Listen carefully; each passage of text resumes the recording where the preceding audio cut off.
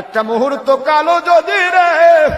দুনিয়ার কোন সাধারণ মানুষ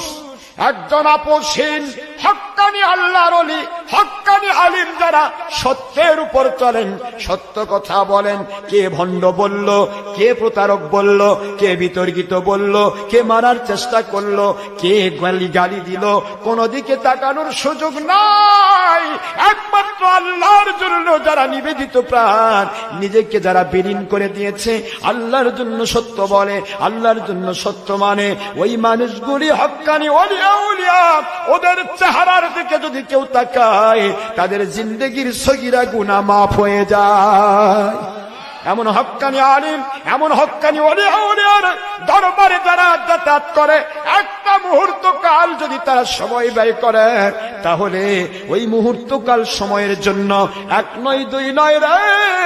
7 বছর 60 ইয়ার্স,